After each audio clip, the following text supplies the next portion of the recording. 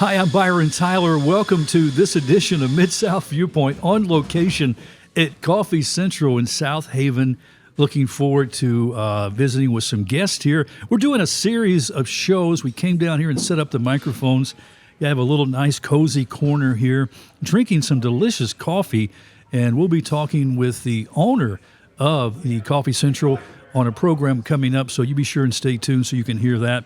But Coffee Central bringing coffee and community together. I ran into a friend I haven't seen in a long time that was here, and so it was great to see them. Coffee Central is a full-service coffee house, 2 DeSoto County locations, the one we're at now in Southaven, 5627 Getwell here, and then also Hernando, 39 West Commerce, a full coffee house menu. They've also got that comfy food. Listen, I just had for lunch their chicken salad wrap, and it was on the spinach wrap, and they make their own chicken salad themselves. So delicious. But they have other items that you can choose from too when you come. Meet a friend, have some time together with coffee and fellowship right here at Coffee Central in Southaven or the Hernando location. Tina Tatum, the owner, has been gracious to allow us to set these microphones up.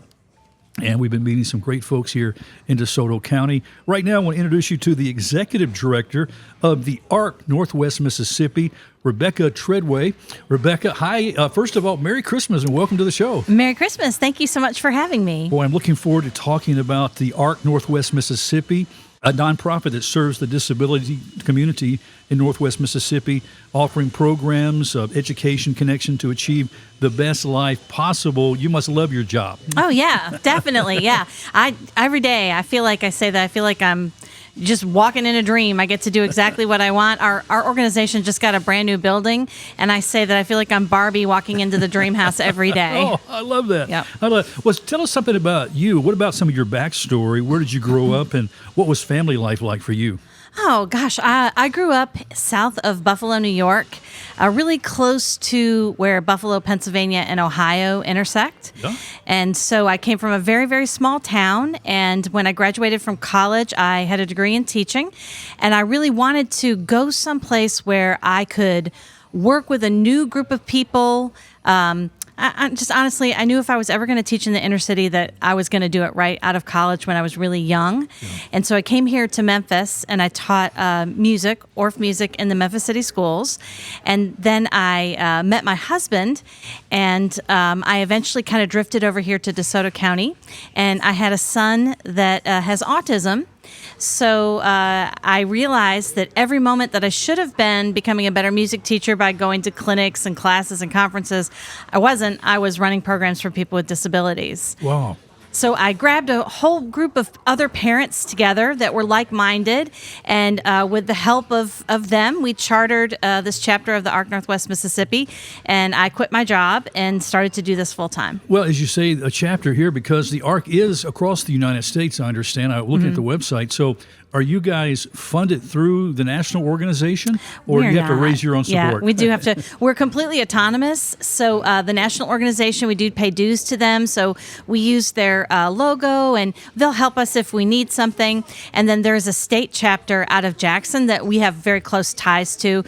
We do some of our contracts of work that we do are together with the state ARC, and so they're really more of our parent organization, and we try to align ourselves with them. Yeah. They do more of the lobbying on the state, like the national level does lobbying in Washington, D.C., and the state level does lobbying in Jackson. And we just run events and programs and try to really help people connect.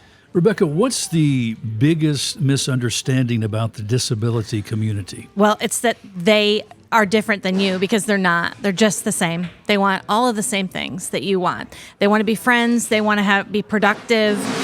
They want jobs. They want interactions. I mean, it might not look like what you want for a job or what your interactions are, but they really are just exactly like you. Okay. How does the ARC serve individuals and families right here in DeSoto County? All right, so we have a palette of events and programs that we're running all of the time. We have social clubs, we have exercise classes, art classes, we have a parent support group, we have a huge job readiness program where we're partnering with Mississippi Department of Rehabilitation Services, training individuals ages 14 to 21 to get those good solid job skills. We're trying to connect with places like here at Coffee Central. Tina Tatum, who you're going to be interviewing later, she allows us to bring students with disabilities here, and we practice work skills with them.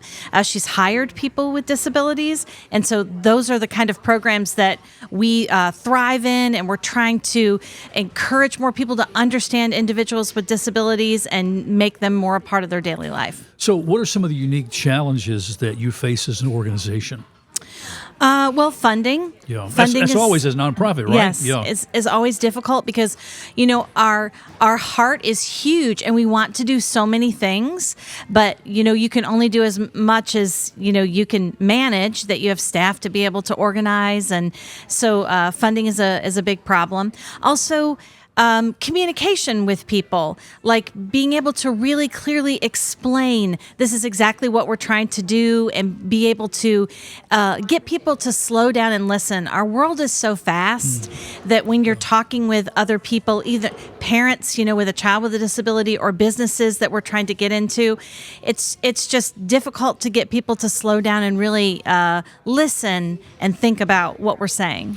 So day to day, what does it look like in the life of the ARC in a day? How do you guys work, and how do you offer help to the clients that you serve? Okay, so every day we're running programs, whether they're an exercise program or a job readiness class or a parent support group. There's programs happening every day. And so each day we're figuring out what program is happening today, what do we need to do to make that program successful. And then also parents come and sit with us one-on-one where we talk through, your child just got diagnosed, or you're having a problem with the school, or you're having a problem with the doctor or a therapist, and we try to help them bridge that gap, solve that problem. Yes. I don't think a lot of folks, Rebecca, understand some of the challenges that those with children that have disabilities and special needs. I mean, it is and they want it, they love their children, obviously, a full-time, very demanding job. And it's very difficult for them to take a break sometimes to know that they have a safe place or someone that they can trust that can meet the needs of their child while they get some rest or R&R, maybe take a weekend off or something. Yeah, that's definitely true. And so, of course, we try to create events and programs that allow people to have that break, that 2-3 hour break to go do something else. We also try to help parents understand how to broaden their circle and how to bring more people into their lives, because that's a really hard thing to do. People feel like my child is really difficult and I'll just shoulder that burden all by myself. No, you cannot do that. No. You have to reach out to your church community, to your neighborhood, to your family, and you've got to pull them into your circle and let them learn what it's like to step in your shoes and help you with your child. It's interesting. I turned the radio on, I think it was yesterday, maybe it was this morning actually, and I heard a statistic that 1 out of 4 Americans have a disability. I don't know if that's accurate or not, but I thought, oh my goodness. I myself was diagnosed with a disability about 4 years ago. Mm-hmm. And so I become quite more sensitive, to disabilities and even when you're in public, how people have access for those who have limitations or handicaps and need assistance and walkways and doorways and those kind of things, and you don't realize sometimes. Right. It's always important in every situation that you're thinking about. Especially people with hidden disabilities, that have like mental health concerns or that are struggling with dyslexia or other things that you just can't see. Autism is a hidden disability. And so you have to think all the time when you're watching someone's behavior, what is behind this? What you just aren't in their shoes. And so you have to be kind and think about. Yes. How do you tailor programs to meet the diverse needs of the disability community? Are these all programs that come from the national ARC, or can you actually develop local programs that best fit the needs of this community here? Yeah, all of them are local. We develop them based on what our families are telling us and what they need. We have a camp in the summer called Camp Bold, which this summer will be 6 weeks of camp. We'll work with just under 300 campers and 325 counselors. We'll be with us through the course of 6 weeks of the summer. And things like that just develop over time. It starts as a 1 week thing that we try, and then when the community reacts to it, it builds and builds and builds. So we'll throw things out there, like we're talking about starting a cooking program this year. And if people like it and they flock to it, then we expand it. Yeah. And if they don't and it doesn't seem to be popular, we try to figure out why. Or if we can't make it work, we'll just go to something else. Are the families that bring their children and get support from you, are they helpful themselves to your organization? Do they volunteer sometimes? Yeah, sometimes they do. Honestly, though, sometimes a child, especially that has a disability that might have a behavior component to the disability, their parent doesn't need to be there because, kids always act the worst for their parent. And plus, also, if you think about, let's think about an adult with a disability that's there to socialize. No one wants to really socialize around their parents. They're tired of them. So that's a good word. Yeah, we of course want the parents to feel comfortable. Yeah. So if they're like, oh, I feel uncomfortable, okay, then stay. But yeah, most of the time we say you should go take a break. Yeah, you take a break. Yeah, share some success stories from your programs that highlight the impact that you've had. All right, so here's one story. In the summertime, we have our job readiness program where we take kids out to let them practice in a work environment. This story is about Chick-fil-A, the Chick-fil-A that is in Olive Branch. We had a girl in our program who was going to be a junior in high school, and she really wanted to work at Chick-fil-A, and she had been applying, and her wasn't getting any traction. So she did work every single shift that we had open at Chick-fil-A all summer long, and they hired her at the end of the summer. So she works part-time for Chick-fil-A. Oh. And so she would never have had that opportunity and never have gotten that job if it weren't for us being there, pushing her along. That just must give you such great satisfaction and joy, knowing that you're able to provide that type of help. And I'm sure that story repeats multiple times, right? Yeah. So I've got another one. We do a training with police officers called the Autism and Law Enforcement Coalition. So we're doing autism awareness training with first responders. And we'd just done a session down in Tate County. And a few months later, we were doing one up here in DeSoto County, and an officer that was there at Tate happened to be back up here for the next one.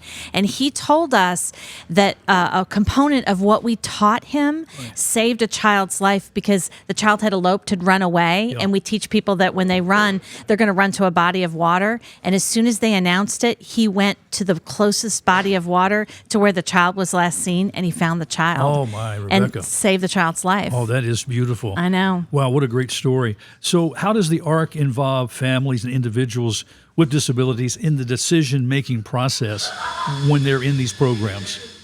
Oh, so we do we'll do surveys and we have parent meetings, and so we give parents lots of opportunity to tell us whether things are working or not working.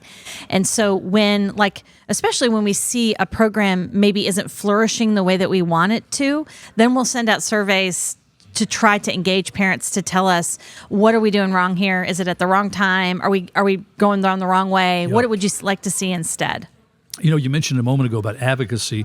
What role does advocacy play in your organization's mission, and how do you approach that? You mentioned that the National ARC organization does a lot of these legislation issues. Lobbying, yeah. Lobbying. So do you guys have any involvement locally with that? So we don't per se lobby. We're actually not allowed to. Okay. But that's not to say that I haven't called our local reps or our local senator and just said, hey, I want you to know that this is happening. Or I've connected parents directly with them. One big concern that parents have is the amount of money that the state gives to Medicaid, because Medicaid is the agency that funds all of the programs for adults with disabilities. And so there's like a 10-year waiting list for people to get into these programs. Really? Yeah. And so the only way to shorten that gap is to get the state legislature to give a little bit more money to get more slots open. Yeah. So although we aren't per se lobbying, we are doing everything we can to let that be known and let people know what our families are going through. Are there any upcoming initiatives or events the community should be aware of regarding advocacy?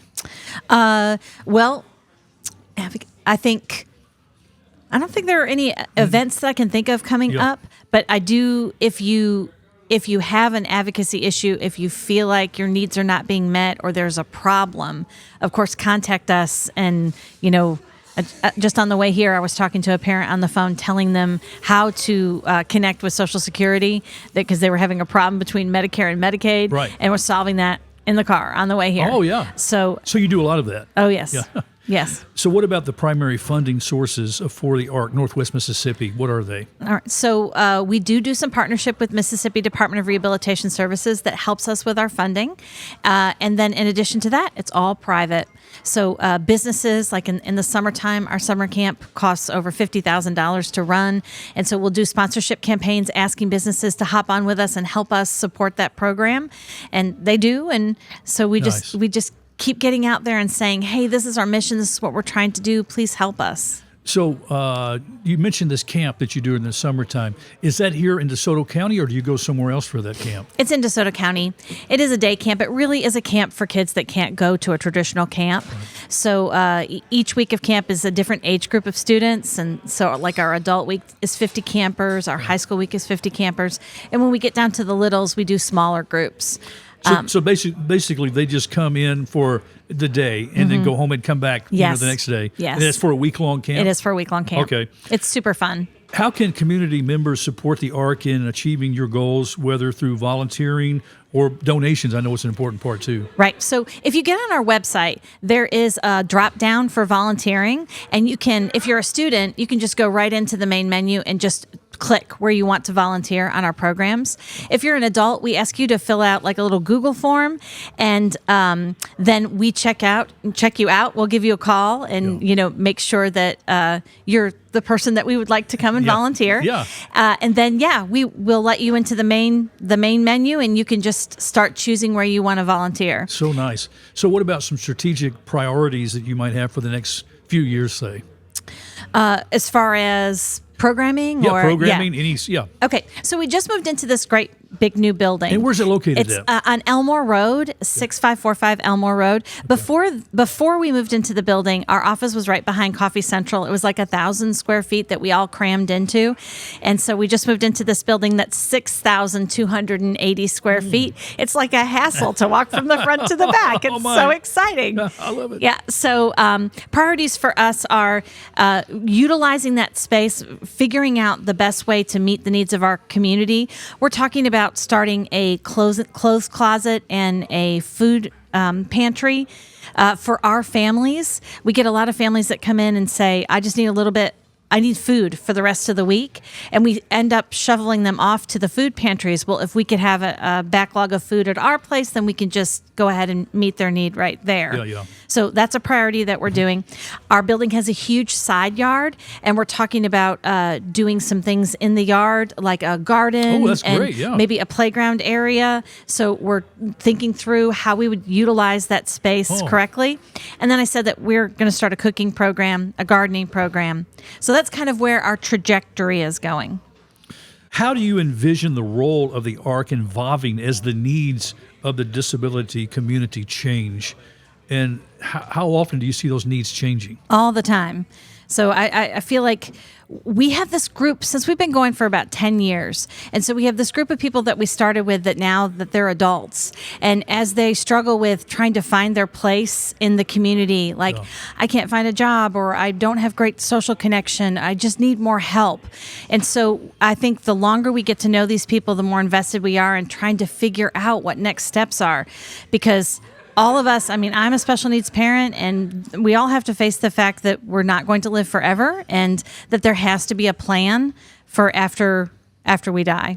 So that's something that we're really thinking about and invested in, trying to figure out next steps for people. That's got to be such a heavy load on a parent. It is. Aging parent, too, thinking about how are they going to care for this child, when they're not here. Yeah, lots of tears are shed in my office about that, because it's a really difficult thing to talk about. But if we're talking about advocacy and we're talking about plans for the future, it has to be discussed.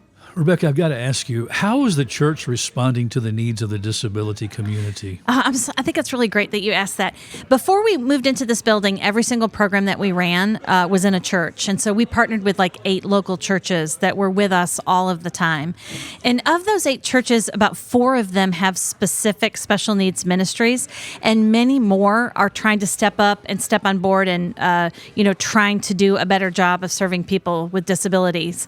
I feel like a lot of people, when their child becomes disabled, just abandon going to church because they feel like there isn't. I know when my son was very small and having autism and having a lot of behavioral challenges, we spent a lot of our time in church kind of in an outside room with the speaker on, which was the best that we could do.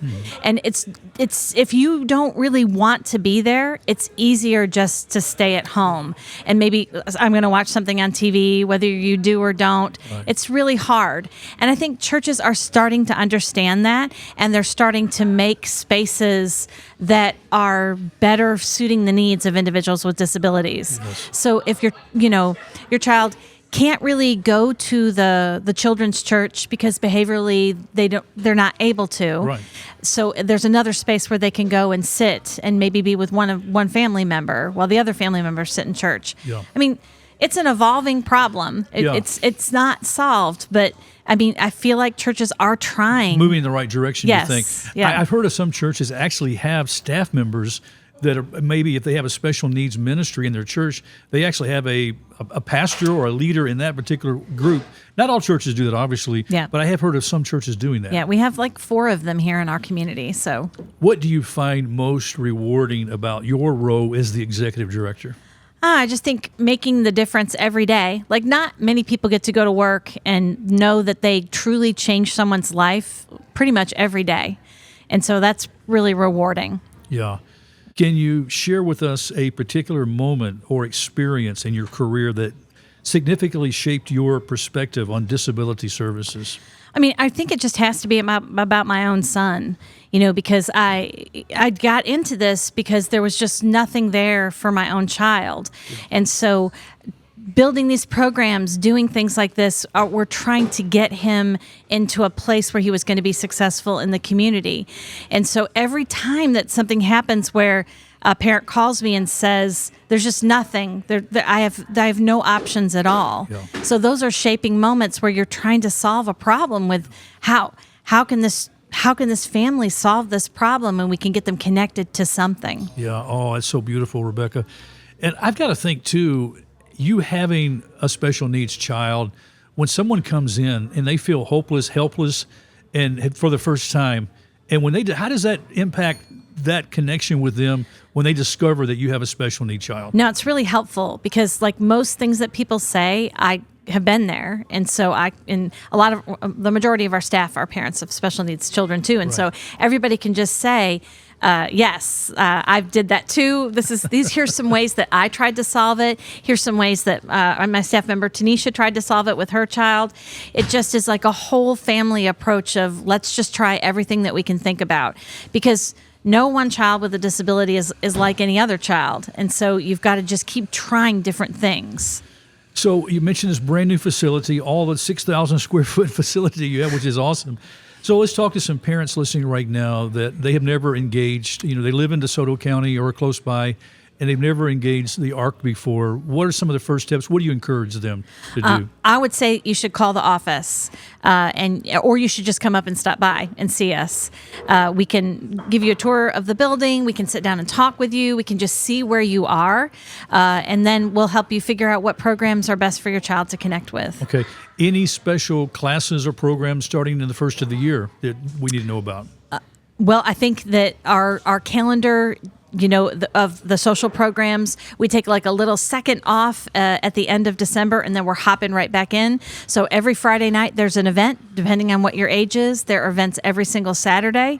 So just get on the website and come on. So do you also create some social activity events too for the community? Yes. So every Friday night, there is a different social club. So this coming Friday night, first Friday of the month, is adults.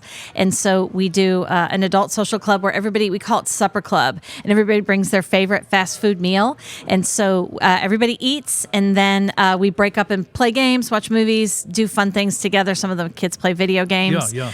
We have tons of toys and strategy games and things like that. So that is the adult club is so super fun. I always feel like we're going to hit our max capacity of the building every time we have that club. Okay. And then the next weekend is teenagers, and then the next weekend is elementary. Okay. Now, we did talk about volunteers. How can the ARC use volunteers? And if so, what are some of the needs that you currently have? So every single one of those programs requires volunteers. And so if we have 30 people attending, we really want at least 15 volunteers. So why is that important? Because you don't want individuals with disabilities to just be in one big group of individuals with disabilities. We want people to be, neurotypical people to be in there too, because it's not only great for our individuals with disabilities, but it's great for them too, because they need to learn more about the perspective that the people with disabilities have. And so it's just mixing those two environments, and it's just better all the way around. Somebody listening right now, Rebecca, has a child with special needs and disabilities and really has questions. Can they call you, or yes. What should they do? Yes. So you can call the office at 662-510-8989. You can hop on our website, because sometimes parents don't, like, the phone is a little intimidating. So if you hop on our website, which is www.thearcnwms.org, you can just leave us a general message on the website, and someone will call you or email you back. I find sometimes with parents, especially young parents, they'll text me and I'll say, would you like to call, or would you like to continue texting? And they'll be like, I want to continue texting. And you can just tell that they just don't, maybe their house is chaotic. Maybe it's just at their comfort level. So we just try to meet people where they are. That's so important, meeting people where they are.